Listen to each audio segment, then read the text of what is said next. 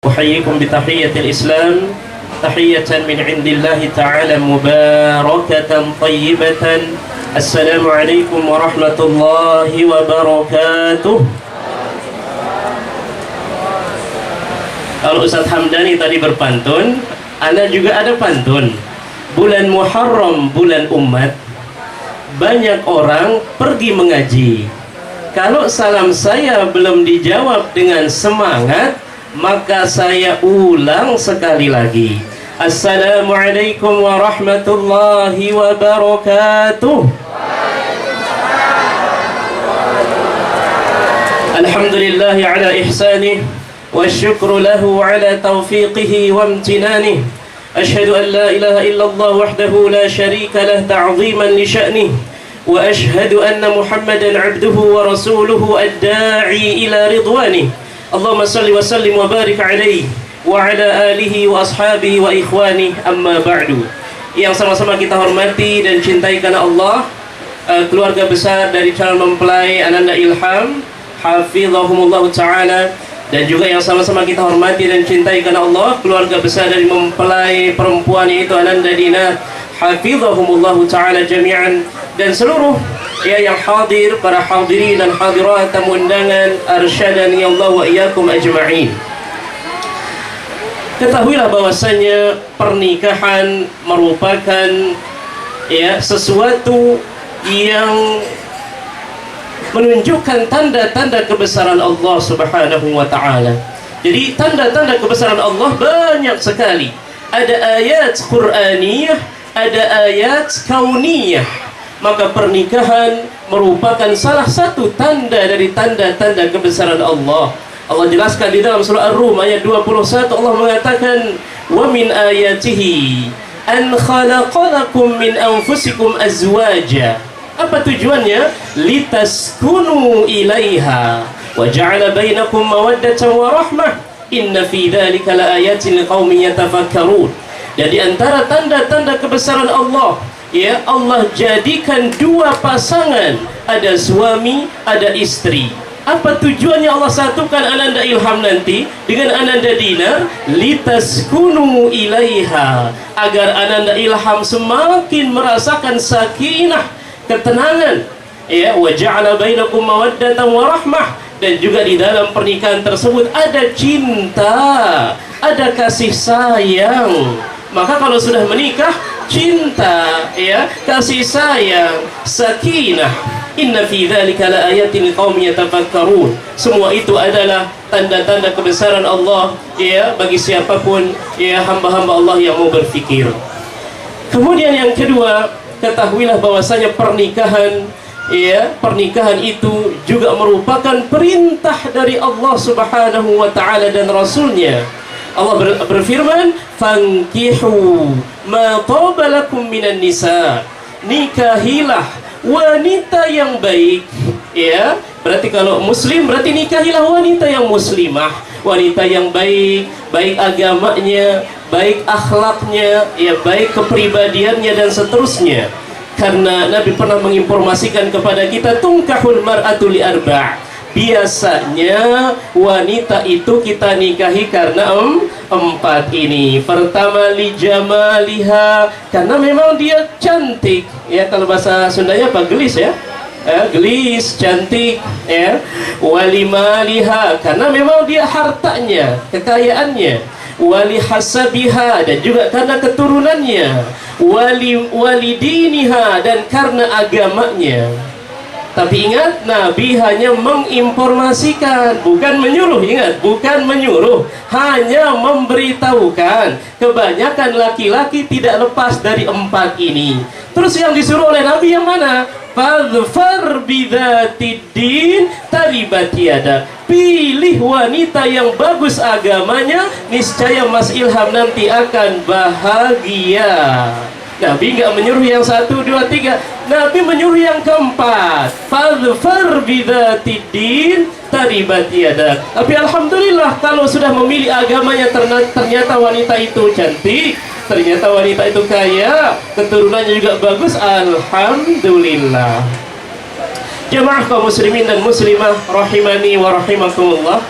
Kemudian ketahuilah bahwasanya pernikahan itu juga merupakan mitsaqan ghalidha, merupakan ikatan yang sakral, yang kokoh, yang kuat. Jadi tidak boleh kita sembarangan main-main, tidak boleh sembarangan bercanda di dalam pernikahan. Serius, karena dia merupakan mitsaqan ghalidha. Allah mengatakan wa akhadna minkum mitsaqan ghalidha. Wanita-wanita, istri itu mengambil dari kalian mitsaqan ghalidha, ikatan yang sakral, ikatan yang kokoh. Maka bapak ibu, dalam hal pernikahan kita tidak boleh bercanda. Contoh bapak-bapak atau ibu bercanda dia, ya, sambil ngopi sambil bercanda, saya nikahkan dengan anak saya di rumah ya. Kemudian bapak yang di depannya bilang, iya gue terima. Ada bapak di sampingnya, ada juga teman ngopinya, sehingga sah jadinya. Jadi nggak boleh dicanda-candain. Nabi pernah mengatakan, ya, thalathun jidduhunna jiddun wa hazluhunna jiddun. Ada 3 hal, kalau dia serius maka hukumnya serius, kalau dia bercanda maka tetap hukumnya serius. Apa 3 hal tersebut? An-nikah, wat-talaq, war-ruju'. Nikah, talak, rujuk. Ini 3 hal nggak boleh dicandain. Contoh Mas Ilham bercanda, anak cerai anti, tapi bohong, gitu dia bilang. Maka tetap jatuh talaknya, tidak boleh dipermainkan. Atau sudah selesai talak, Mas Ilham SMS, kita rujuk ya, tapi 1 menit kemudian bercanda, saya bohong, kita nggak boleh rujuk dan seterusnya. Tetap jatuh rujuknya, tidak boleh dicandain ya. Maka pernikahan ini merupakan mitsaqan ghalidha. Dan ketahuilah juga bahwasanya pernikahan itu merupakan ibadah. Pernikahan itu juga merupakan sunnah Nabi kita yang mulia sallallahu alaihi wasallam. Ada 3 orang datang kepada istri Nabi. 3 orang ini bertanya, wahai ummul mukminin, bagaimana sih ibadahnya Nabi itu? Maka diberitahu dia, oh Nabi itu begini, tahajudnya Masya Allah, tilawahnya, ibadahnya, romantisnya kepada istri dan seterusnya. Setelah diceritakan, 3 orang ini mengatakan, waduh, kalau begitu kita nggak ada apa-apanya. Nabi saja sudah diampuni dosa-dosanya, sementara kita belum diampuni dosanya, tapi tahajud kita masih begitu, tilawah kita sehari kadang cuma setengah halaman dan seterusnya. Akhirnya orang yang pertama mengatakan, kalau begitu anak akan tahajud terus, tidak mau tidur. Orang yang kedua bilang, kalau begitu anak akan puasa sepanjang masa, tidak mau berbuka. Orang yang ketiga mengatakan, kalau begitu anak mau menjomblo selamanya, nggak mau menikah. Ngapain nikah, nanti wanita ini ngerecokin aja ya, dan seterusnya. Nyampailah informasi itu kepada Nabi. Datanglah Nabi kepada 3 orang tersebut. Nabi mengatakan, antumul ladina qultum kadza wa kadza. Hei kalian yang bilang begini dan begitu. Maka Nabi mengatakan, ama wallahi inni lakhsyakum lillah wa atqakum lahu. Demi Allah, saya orang yang paling takut kepada Allah, orang yang paling bertakwa kepada Allah. Tapi Nabi mengatakan, lakinni asumu wa uftir, ya, wa usalli wa arqud wa atazawwajun nisa. Tapi ketahuilah, kata Nabi, aku ini kadang puasa, kadang tidak. Aku kadang tahajud, tapi kadang juga ketiduran dan seterusnya. Ya, dan aku juga menikahi wanita. Ya, aku tidak menjomblo, tapi aku nikah, kata Nabi. Kemudian Nabi mengakhiri hadisnya mengatakan, faman raghiba an sunnati falaisa minni. Siapa yang tidak senang dengan sunnahku ini, siapa yang tidak senang dengan pernikahan ini, maka dia bukan termasuk umatku. Berarti dia tidak mengikuti sunnah Nabi. Maka alhamdulillah, ana secara pribadi kalau diundang ceramah di walimah ini, ana senang banget ya, senang sekali. Kenapa? Karena ini sunnah. Senang melihat Ilham menghidupkan sunnah. Ya Dina, Masya Allah, bahagia. Bahkan kalau disuruh 3 jam mana siap kalau ceramah, karena senang ya, bahagia, berbunga rasanya melihat Ananda Ilham, Ananda Dina, Masya Allah, menghidupkan sunnah. Tidak boleh kita membenci sunnah ini.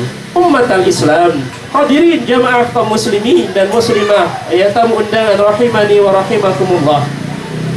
Kemudian kiat-kiat agar rumah tangga kita sukses. Apa kiat-kiatnya? Pertama, harus dilandasi dengan keikhlasan. Ananda Ilham, Ananda Dinar, ya arungi samudra ini, ya rumah tangga ini dengan penuh ikhlas karena Allah Subhanahu wa taala, semata-mata mengharap keridhaan Allah dan mengharap surga. Yang kedua, ya pernikahan agar sukses adalah harus dua-duanya bertakwa kepada Allah Subhanahu wa taala. Mas Ilham bertakwa, ya Mbak Dinar juga harus bertakwa. Keduanya harus bertakwa kepada Allah Subhanahu wa taala. Karena Allah menjanjikan, "Wa may yattaqillaha yaj'al lahu makhraja wa yarzuqhu min haitsu la yahtasib." Siapa yang bertakwa nanti ada solusi-solusinya dan Allah kasih rizki kepadanya. Allah juga mengatakan, "Wa may yattaqillaha yaj'al lahu min amrihi yusra." Siapa yang bertakwa akan dimudahkan segala urusannya, urusan rumah tangga, pekerjaan dan seterusnya. Yang ketiga, kiat agar rumah tangga kita sukses adalah harus tingkatkan ketaatan kepada Allah dan Rasulnya. Mas Ilham harus taat kepada Allah dan Rasulnya. Mbak Dinar juga dibimbing untuk taat kepada Allah dan Rasulnya. Karena Allah menegaskan, "Wa may yuti'illaha wa rasulah faqad faza fawzan 'azima." Barang siapa yang taat kepada Allah dan Rasulnya, maka dia nanti akan menjadi orang yang sukses, sukses yang besar, yang agung, baik di dunia maupun di akhirat. Kemudian kiat selanjutnya yaitu tingkatkan syukur dan juga harus bersabar, ya. Syukur atas nikmat-nikmat Allah dan bersabar ketika ditimpa ujian dan cobaan di dalam rumah tangga. Dan yang terakhir, kiat agar sukses rumah tangga adalah tingkatkan adab dan akhlak. Nah, ini yang banyak dilupakan, ya. Adab dan akhlak. Mas Ilham harus bagus akhlaknya, Mbak Dinar juga harus bagus akhlaknya. Karena banyak perceraian terjadi gara-gara apa? Gara-gara kadang-kadang suami kurang bagus akhlaknya atau istri kurang bagus akhlaknya. Ahlan wa sahlan kami ucapkan pada Bapak penghulu yang sudah hadir. Ini boleh lanjut atau kita stop dulu? Kami ucapkan selamat datang. Pak Penghulu, silahkan Bapak Penghulu. Yang terakhir, karena Bapak Penghulu sudah hadir, yang terakhir, nasihat teruntuk anak ucapkan kepada Mas Ilham. Ini Mas Ilham ini betul murid anak, ya. Dulu ngaji di Blok P, ya, anak ajari Iqra, ya Al-Quran, tilawah. Ini murid anak, Masya Allah, ya. Teruntuk untuk Mas Ilham sebagai calon suami nantinya. Nasihat yang pertama adalah, ya, berbuat baiklah kepada calon istri Mas Ilham nanti. Harus berbuat baik dan harus berlemah lembut, ya, harus berlemah lembut. Karena Nabi mengatakan, khairukum li ahlihi wa ana khairukum li ahli. Sebaik-baik kalian yang berbuat baik kepada bininya, dan aku, kata Nabi, orang yang paling berbuat baik kepada biniku, kepada keluargaku. Bapak Ibu, kalau mengetahui orang itu, kalau mengetahui cowok itu baik atau tidak, nggak usah lihat dia di kantor, nggak usah lihat dia di tempat kerjanya. Itu kadang apa? Dibikin-bikin sandiwara. Lihat sama apa? Bininya. Ini laki-laki bagus atau tidak? Lihat dia sama istrinya. Baik atau tidak dia sama bininya. Kalau sama bininya baik, oh ini bagus ini orang ini. Nah, jadi barometer laki-laki baik atau tidaknya tergantung bagaimana sama siapa? Sama bininya. Maka laki-laki yang hadir saat ini, perbaiki lagi, ya, lemah lembut kepada istri. Karena Nabi mengatakan rifqan bil qawarir, berlemah lembutlah kepada gelas-gelas kaca. Karena istri itu ibaratnya apa? Gelas-gelas kaca, gampang bapernya, sensitif, gampang ngambeknya, retak dikit aja ngambek dan seterusnya. Maka rifqan bil qawarir, berlemah lembut. Yang kedua, Mas Ilham, perhatikan hak-hak calon istri antum.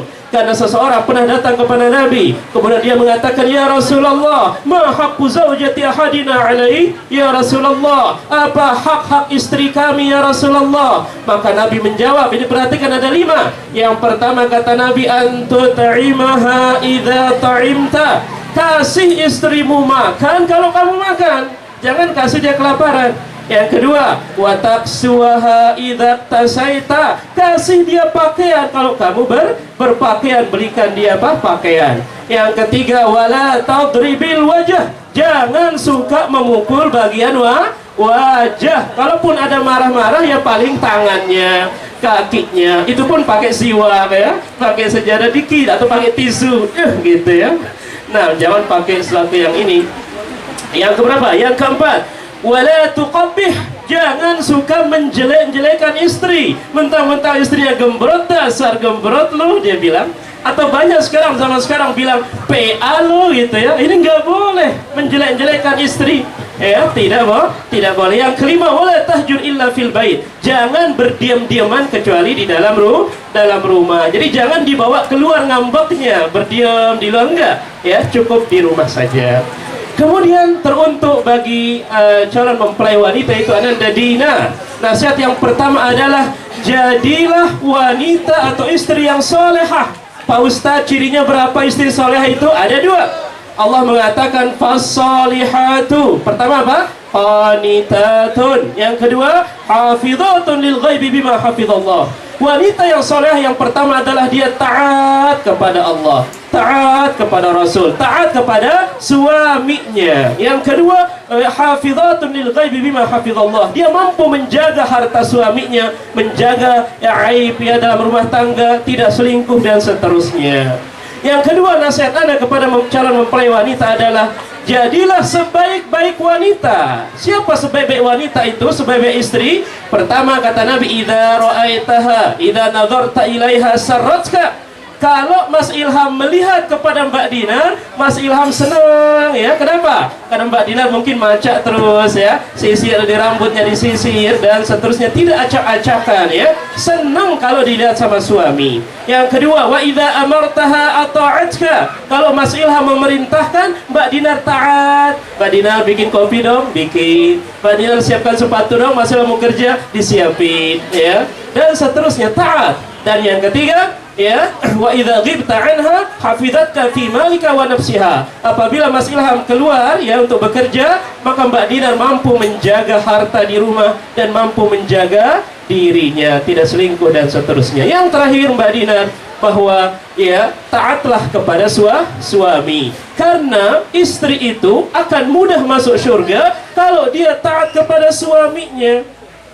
Nabi mengatakan, idza shallatil mar'atu khamsaha wa shamat syahraha wa hafizat farjaha wa ata'at ba'laha qila laha udkhulil jannata min ayyi abwabil jannati syi'ti. Apabila seorang istri salat 5 waktu, puasa di bulan Ramadan, kemudian dia menjaga kemaluannya, tidak selingkuh, dan yang keempat, taat kepada suaminya. Apabila 4 hal ini dilakukan, maka dikatakan nanti kepadanya di akhirat, masuklah kamu ke dalam surga dari pintu surga yang mana saja yang kamu inginkan. Dan Mbak Dinar pandai-pandai nanti mensyukuri ya kebaikan-kebaikan Mas Ilham ya. Meskipun per bulan baru dikasih 1 juta, alhamdulillah, mungkin gajinya segitu, atau per bulan hanya 700.000, alhamdulillah, syukuri ya. Sarapannya cuma pakai ceplok telur, nggak masalah, alhamdulillah.